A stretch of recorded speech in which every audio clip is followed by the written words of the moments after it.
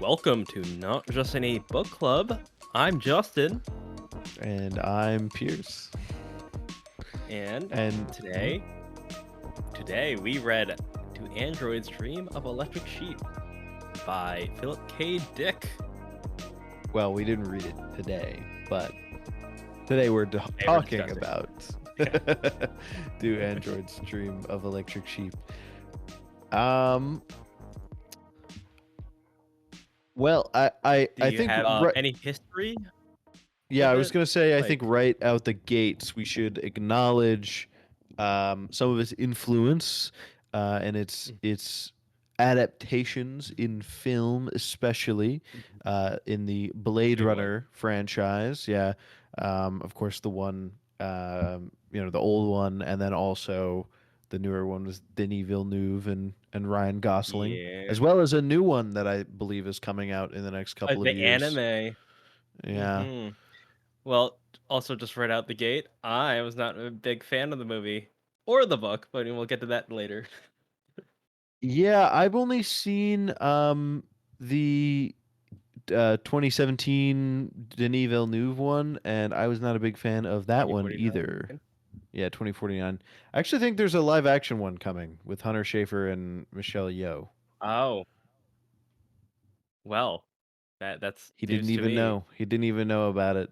I mean, that's all Yeah, right. like a Clearly, Blade we're Runner super clearly we're fan. not. Yeah, clearly we're not huge fans of this franchise. Um, but yeah. Well, I mean, we're gonna acknowledge the fact that it has been influential on the cyberpunk genre, especially the notorious PKD, the godfather of science fiction, who is known for kind of innovating the science fiction genre from elevating it from pulp, infusing philosophy in it. He wrote many influential short stories and sci-fi novels, influential enough to have an award named after them.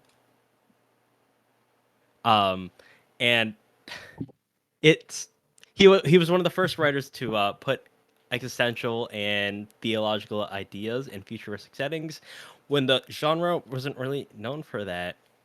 Break time. Let me go turn off the fan. Okay. All right. I'll try. I'll make sure I remember to find this and cut it. Okay. Well. Okay. Do I even address the cut? No, just say Or three, two, one. okay. Give it a pause, and then start talking again. Okay. 3, 2, 1. Thanks to the notorious PKD being a user of recreational drugs, he was not afraid to address such topics such as like existentialism and the government being. Oh, he wasn't the first one to address a dystopian government, but he addressed reality and perception of reality. All these big topics that you kind of associate with more philosophical bents. He infused them in sci-fi, which is really neat. I've seen it done better in other works, but it's he was the one of the first, I guess. But I sound sound like I'm disrespecting him too much, but um, l- let it also be known that he was also not a big fan of Do Androids Dream of Electric Sheep, but he did like the movie Blade Runner, or what he saw of it before he unfortunately passed away. Um, he even refused another adaptation of this or something like that, because he just did not like this book. So he may even agree with us on the fact that this book's not that great. Anyways, besides the point, uh, a lot of his influences like extend from Carl Jung, who had this philosophical or psychological idea of collective consciousness along with everybody, and John Paul Sartre, who was a philosopher who had ideas of individualism in his philosophy writing. Uh, Overall, he was really interested in how we see the world in the future. Um, People call him one of the masters of paranoid fiction, compare to Franz Kafka and Thomas Pynchon, two names, or one of those names that Pierce kind of gave a smile and a nod towards. But eventually, around the end of his life, around 1974, he started to display some characteristics of severe schizophrenia, um, claimed to have contacted God. that the FBI stole documents from his house, etc. Like delusional schizophrenia. And at the age of 53, he died in 1982, possibly due to complications and drugs.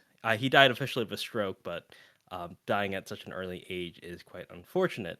But again, this was around the time that Ridley Scott was filming Blade Runner, and he did see some cuts of it, or some scenes of it, I think, and he praised it for it being exactly how he envisioned his book. So props to that. Um, I guess any general thoughts, Pierce, before we delve into a summary of the plot? Yeah, I want to touch on. Well, actually, I'll touch on it when we actually get into some of the meaning. Because you mentioned Sartre, and I'll wait till after we give kind of a summary Yeah. and dig into some of that. Okay. All right. So now we go into a bit of a plot summary. So the year is in the future. I think it was like 2019, and I think in newer editions they kind of changed the year to something else, like in 2020, something like that. Um, Rick Deckard is a bounty hunter in a post-apocalyptic society where most animals are scarce, and owning one is seen as a status symbol. And he is asked to retire six androids of the Nexus 6 models that escaped from a Martian colony and travel to Earth. His motivation? Getting an electric sheep for himself and his boring wife, Iran. Deckard retires an android, then goes on to retire another one who poses as an opera singer who avoids having an empathy test to weed out androids done to her by calling the police, who bring Deckard in and accuse him of being an android himself, as well as his partner Phil Resch. Joyfully shoots the accusing android as well as the opera singer. Both do the test on themselves, confirming that they are both human. Deckard then goes to an abandoned apartment where other androids are, and they're protected by a sympathetic man named Isidore. He has visions of Mercer, this Christ-like figure that convinces him to continue. Um, Deckard then sleeps with an android named Rachel Rosen, who is lively, and they both admit their love for each other. Still, Deckard immediately threatens to kill her since she has been programmed to dissuade the bounty hunters from continuing on their hunt for other androids on Earth. But ultimately, he holds back and lets her go. Meanwhile, Isidore is shocked at Beatty and the other androids that he holds in his apartment for mutilating a spider, which is important because spiders are very rare. All animals are very rare except for humans on Earth. Deckard then captures all three of the androids without being legally required to test them since he was attacked first. Then he goes home and sees that the goat that he bought was killed. Then he travels to Oregon, and on the way he sees a figure that may or may not be Mercer. And then he finds a toad, brings it home, only to see that it's a robot. And but they care for it nonetheless. The end. Yep, yep, yep. Um, what I will say, just to kind of talk about plot, there are aspects of this book that I enjoyed for sure. There were moments, there were certain chapters. Um, Once Deckard's story starts rolling, I kind of appreciate everything that happens sort of after he gets caught up with the actress, and then he gets taken to the android police station, and Mhm. The most um, interesting part of the book, I think. yeah, and then their whole him and the android hunter, um, their whole relationship for however long, uh, but but just as a complete work, I feel like it takes too long to get going, Just not great. and there's just Fairness. not. Yeah, it's sort of a few, I think, good moments strung Mhm. together with not so much good outside of those. Yeah, and it's funny that you say that there's lots of parts of it that go on for too long, considering it's like 212 pages.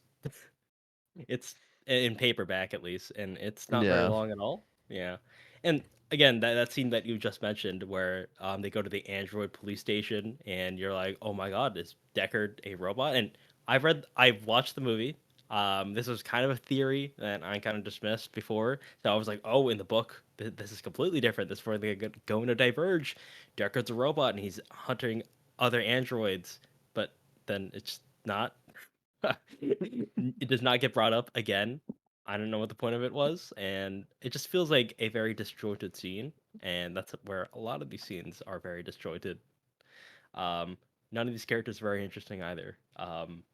We could talk about Deckard all day long, but up until like the halfway point, he's just kind of a guy that is doing this to buy a goat, and there's not really much known about him because he lives in a very depressing apartment with his really depressed wife who can't even feel depressed or happy without having an empathy machine um, make the motions for her for the day. So, I mean, do you have anything to say about Deckard Pierce? Um, Not really. There's some parts where I think his story is cool and interesting, and there's some parts that I think drag on, and that's that. Um, as far as our other main character, what was Is it his the name? Isidore. Yeah. chicken Uh, head? I literally was bored of pretty much all of his parts until we get to um The spider I, scene? I was sort of interested when all of the androids got there, and then the spider scene is probably his only like really good part of the book where he's freaking out about the spider. Um, but other than that, like Isidore just did not interest me for you know basically his first the majority of his sections. Um, and the two sections of Isidore's that I liked are right together towards the end. Like, yeah. So didn't hook me, didn't keep me around, but I mean, I guess kind of paid off. Yeah, I think the driving theme of this book is all around empathy, and it's supposed to be a very nuanced portrayal of empathy and the lack of it, because humans kind of don't have the empathy here, especially regarding androids. And androids show more empathy, but not really. It's kind of complicated. Not regarding that spider, because they don't understand the scarcity of all living beings, especially in the future. Um, so they kind of play around with it, and it's supposed to horrify Isidore, or the chicken head, which, even though the androids were taken in by Isidore and helped out by someone that shouldn't be helping them out, and they kind of still disrespect him, which could have been very interesting, but they did not lean into that very much. So I don't know what the point was. Well, so I think that there's it's some combination of like what is the point of life? What is like the purpose of being alive as like a conscious being, be it human or android? What is people's purpose? What does it mean to like live authentically? Um, some stuff like that. Basically, what does identity really mean? Um, I but I don't know the way that uh all those kind of ideas are pulled together. I don't know. It feels like we're supposed to be taking them sort of separately. That those ideas are sort of disconnected in a lot of ways. Um, but also they're sort of treated the same in the story. Like there's different points when I feel like you could think of multiple of those sorts of ideas. It's hard for me to describe, but it just feels kind of not like everything's sort of tangled up when it Mhm, shouldn't be. Um, that there should be a little bit more separation between the themes, even if they are, mhm, if even if you want to tie them together a little bit, which they totally could be. They seem to have mhm, gotten sort of mixed up a little bit. All those themes about individuality and purpose and all those types of things. mhm. So what you're saying is that there's a potential for a good idea, a good story in here, It just Mhm. feels like a first draft, which again, I don't know I the wouldn't I public. wouldn't go that far about Okay, feeling like it's full first okay, draft, but it's could have used. I think it could have an used editor. some more work. Yeah. Um. Yeah. That could be a characteristic of I don't know the publication history, but considering that he wrote stories for a magazine, and you only get paid $20 for a magazine, per story, you have to crank them out. So maybe this was just one of many. And again, he didn't really care for the story very much. This just happened to get adapted to Blade Runner, which the movie's better. I'm sorry. Um, the one thing that I will say is that I like futuristic settings like this, especially the ones that are set in the future, and like a post-apocalyptic future, but kind of trying to build civilization and continue to live life while the world has gone into this corporate dystopia, without outright saying it. But the mercerism angle was also really undercooked. I don't know if this was revolutionary for its time or it's just kind of moot by this point, but it just felt very undercooked to be criticizing Christianity like this, especially in the most shallow way, where it's like, oh, they all worship this guy, that may or may not be Christ, um, but doesn't really explore it. Yeah. Well, and also like he's both criticizing it for or criticizing it or saying that it just exists to help people get along Hmm. in the end when Mercer gives the mechanical spider back to Isidore. But also like Mercer, correct me if I'm wrong, it felt like Mercer was there and he was sort of a spiritual figure, right? Like Yeah. didn't they like talk to him? Like he was there, in some kind of maybe it was some kind of a under like a less realistic sequence, but like you weren't supposed to literally interpret what was Hmm. happening. I don't know, but you know he seems to be a powerful figure. It's just he's not all powerful. He can't literally give back, a real spider. It's a mechanical one. Mm. Um, Yeah. That's as deep as it goes for me. It's there. It's supposed to be ambiguous, but you know how I feel about narrative ambiguity. It just well, doesn't jive with me. especially yeah, especially if you're trying to make a point about religion. Religion itself, I feel like, is fairly ambiguous. Hmm. Um, in that, I mean, Christianity acknowledges this that a lot of it is faith based, and that's fine. But when you're making a point about it, either for, against, tangentially related, make that point. Like don't. Yeah. I feel Don't play like both sides. the points that I would say this is making, I feel like are somewhat undercut by the depiction of Mercer and that whole situation towards the end of the book. Um, Agreed. yeah. What I wanted to say about Sartre, I have not read Sartre yet. I'm doing my journey through philosophy. I'm just barely starting to get into the Christians now. I know everything builds and builds and builds, so I'm trying to do it roughly in order, maybe taking a foray into a philosopher who I find interesting, like we did for Nietzsche on this podcast. But mostly trying to keep it in order. So I haven't gotten to Sartre yet, but I do know about some things about Sartre, right? So Sartre is his most famous idea is that people are condemned to be free. Um, I don't. You could maybe. I feel like I would be kind of stretching to apply that to this. So I'm not going to. You maybe could. I could hear an argument for it. Um, uh, but I'll leave that to somebody who's actually read him um, So to not me. do. Yeah.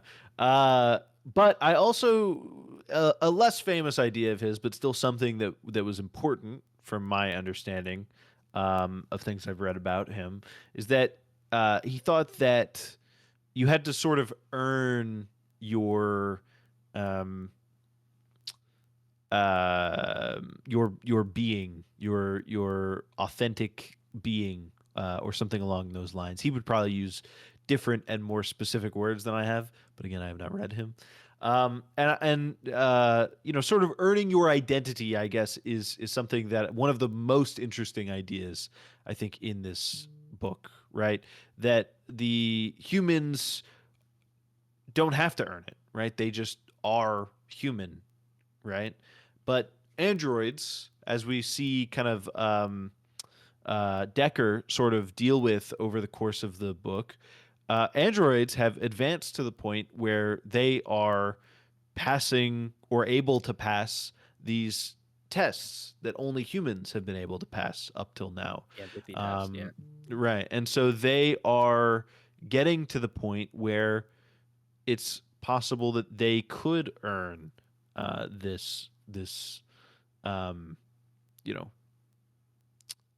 an identity equal to that of humans, if not a human identity itself. Hmm. Um, but yeah, there's some complexity to it with the androids towards the end, sort of killing the spider.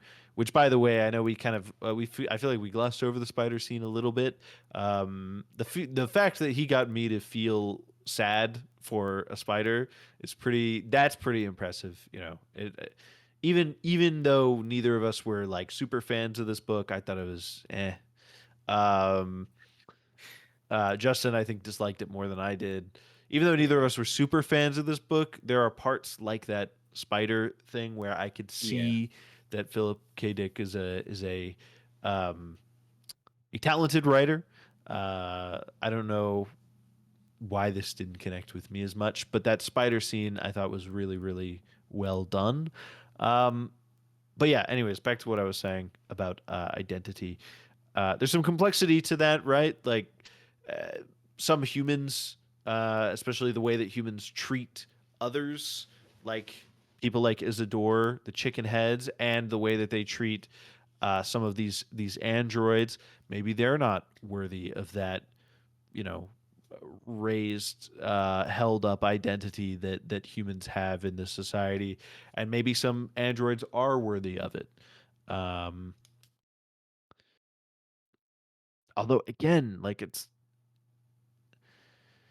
it feels like it's trying to be complex, but I feel like the messages are a little bit undercut because pretty much all of the androids who we know who are left alive towards the end up doing some really cruel things. Mm. Um, Although I guess the thing that the android he slept with did is something that would be believable of a human to do, to get revenge on somebody by killing their animal. Um, Mm. that would be Yeah, I didn't I even could know see a why she did it. human do That's that. right. Um, but I don't know. It's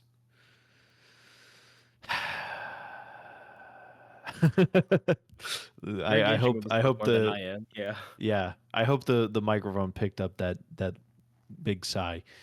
It's it's complicated. I it's hard for me to discern if the complication in some of these messages I'm talking about is because it's successfully complex in the writing of the book, or if it's because I feel that those messages are somewhat undercut by the plot and by the things that are done. I don't I don't know. It's hard for me to sort of pinpoint exactly what where my problems lie with it. Um yeah. Mm. Anything to add? Um, I mean, you have engaged with this more than I ever could with your philosophy background. Um, I'll say that just even on surface level, again, I told you I was very engaged with this. It's just in general, I know this theme gets brought up a lot in sci-fi. Are robots people? Do robots are capable of thinking better than humans. If they think better, are they better than humans? I don't care. Like I prefer Asimov's angle where he's very upfront about the robots not superseding humans and their rules, and they can't even feel empathy, but that's okay because it's more logical. I like that. Give me more of that. Um, not this philosophical banners like what is human, what is consciousness. So didn't really care for that. Yeah. I'm sort of into it as an idea, but I feel like it's an idea that is explored better by Somewhere else. philosophy. There's like there are things that there are complex ideas that I feel like sci-fi and fantasy as genres are uniquely equipped to handle in the same Mhm. way that horror is uniquely equipped to handle, I would say, some psychological aspects of human living. Mm. Um, Fantasy and sci-fi, I feel like, are uniquely equipped to handle some societal issues and maybe a few other things. Um, but I don't know. I feel like human consciousness, what it means to be human, is so complex of an idea. Tangling it up with narrative fiction is it feels pretty hard to pull off. Um, but yeah, I kind of feel the same way about this book as I did about Blade Runner 2049, where it's just like, eh, like it was all right. There were some good parts. I appreciate some of the things that they were trying to do and say, but it's not for me. Yeah. And same here. Like, I'm not gonna knock on anybody if they say that this book is amazing. I'm pretty sure universally, this is not considered one of his best works, and his reputation has survived past this work.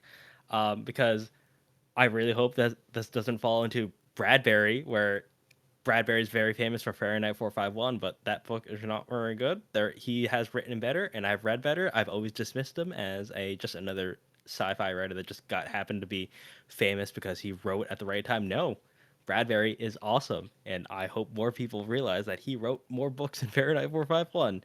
I don't even know what PKD's most famous book would be. I should look that up, but It would be this one. But oh, next is the man in the high castle, oh, which that's is the one I've heard interesting. about before this. Yeah. Yeah, that's interesting. I would be interested in reading that as well, giving it a shot. Because, like I Give said, I do check think that this. there are some nuggets in here, some high points. But mm, as a whole, I'm not sure. Uh, I love it. I don't, this is my favorite. He's on thin ice with us. Yeah, Uh, yeah. are you aware that he apparently wrote a 7,000 page collect a journal of just writing because he was going like in. I don't want to use the word insane, but he was going incomprehensible, I guess, towards the end of his life.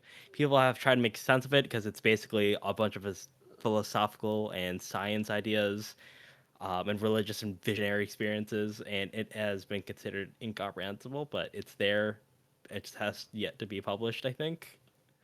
It's called the Exegesis of Philip K. Dick, whatever that is. I have not heard Maybe of the next. this. Well, that's something that you can put on your to be read list For sure, for sure. for sure. I don't know. Yeah.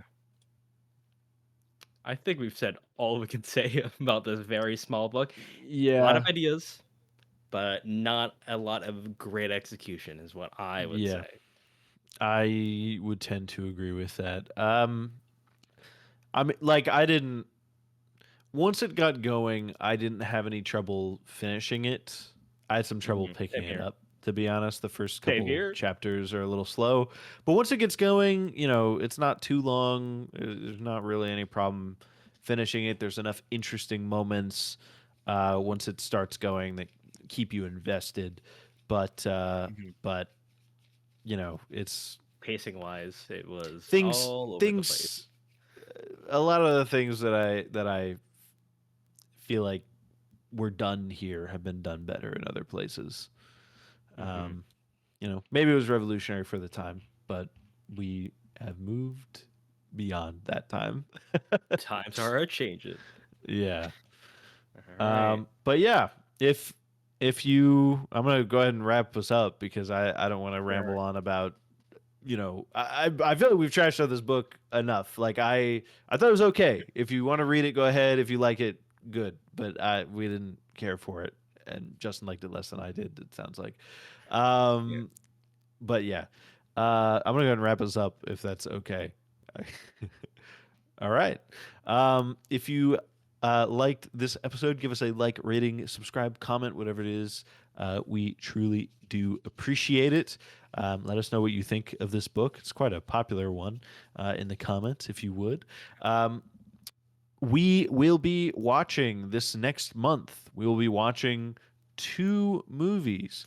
Not just any book club is going to start doing a lot of movie episodes just because we feel like it, and books take longer to engage with. Honestly, is why why we're going to do some more movie episodes. But this month we'll be doing Perfect Days and Some Like It Hot in our Criterion rundown. Is that not what we're Right. doing? It's sweet small success. Sweet spell of success. Okay, listen. I'll redo that and I'll cut it. I'll cut it. Um why did I think it was Some Like It Hot?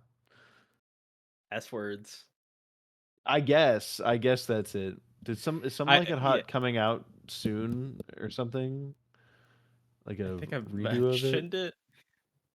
Maybe you Or have. during All right, I'm just gonna redo the whole outro because it doesn't take that long. I'll just cut that whole thing out. All right, 3, 2, 1. If you liked this episode, please give us a like, rating, subscribe, whatever it is. We truly do appreciate it. Comment what you thought about this book. If you've read it before, it's pretty popular, so I know that some of you might have opinions yeah, and opinions about our hopefully. opinions. Hopefully you liked it more than we did. Yeah, hopefully you liked it more than we did. Um, we will be doing some more movie episodes because movies are they take less time to engage with than books, and we can do some more of those. So we like doing this, so we're gonna do Content. some more. More Yep, content. more content into the content farm. This month we'll be doing Perfect Days, one of my favorite movies, and Sweet Smell of Success, one of Justin's favorite movies from how he's been talking about it. And then we will also be reading coming up. What are we reading again? The Lathe of Heaven. The Lathe of Heaven. Yes. Or how could I forget Ursula K. Le Guin? It'll be a reread for me, but yes. If so, please join us for that. Those are up and coming in the next month, and we'll see you next time. Goodbye, Prometheus. All right. Okay. Was I You supposed to? hang Did in I there. forget something?